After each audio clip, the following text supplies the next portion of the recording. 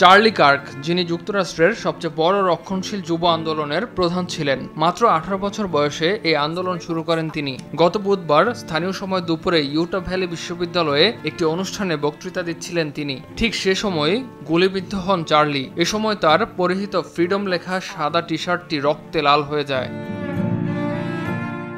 ঘটনাস্থলে কার্ক যখন transgender shooter ও mass shooter বিষয়ে প্রশ্নের উত্তর দিচ্ছিলেন, তখন হঠাৎই গুলির শব্দ শোনা যায়। ঘটনার এক প্রত্যক্ষদর্শী জানান, গুলির শব্দ শোনার পর সেখানে উপস্থিত সকলে হতভম্ব হয়ে দৌড়াতে থাকে। বিশ্ববিদ্যালয়ের খুব কাছ থেকে ধারণকৃত এক ভিডিওতে দেখা যায়, গুলির শব্দ শুনে কার্ক মাটিতে লুটিয়ে পড়েন। তার ঘাড় বেয়ে তখন রক্ত পড়ছিল। তৎক্ষণাৎ নিরাপত্তা বাহিনী তাকে স্ট্রেচারে তুলে হাসপাতালে নিয়ে যায়। পরবর্তীতে সেখানেই চিকিৎসাধীন অবস্থায় মৃত্যুর কোলে ঢলে পড়েন তিনি।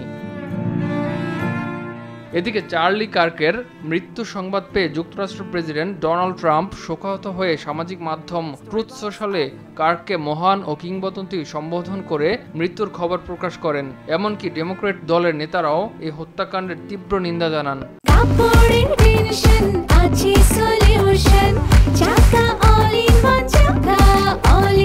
কাপড় ধোয়ার একটাই সলিউশন, চাকা অল ইন ওয়ান। অন্যদিকে যুক্তরাষ্ট্রের রাজনৈতিক সহিংসতার কোনো স্থান নেই বলে হুঁশিয়ারি দেন মার্কিন ভাইস প্রেসিডেন্ট কমালা হ্যারিস।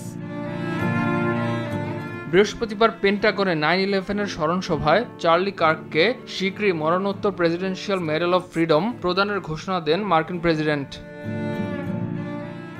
ঘটনার পর নৃশংসতার বিষয়ে ক্ষোভ প্রকাশ করে হামলাকারীকে পশু হিসেবে আখ্যা দেন ট্রাম্প।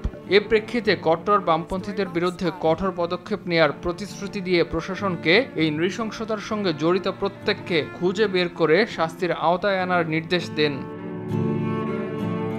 ইতোমধ্যে দেশটির প্রশাসন ঘটনাস্থল বিশ্লেষণে একটি সিসিটিভি ফুটেজ প্রকাশ করেছে, যেখানে হামলাকারীর অবস্থান ও গতিবিধি স্পষ্টভাবে দেখা যায়। বৃহস্পতিবার সামাজিক মাধ্যমে হামলাকারীর ছবি প্রকাশ করে চার্লি কার্কের হত্যাকারী সম্পর্কে কোনো তথ্য দিলে বা হত্যাকারীকে ধরিয়ে দিতে পারলে $1 লাখ পুরস্কার ঘোষণা দেয় FBI। ইমতিয়াজ আহমেদ, RTV।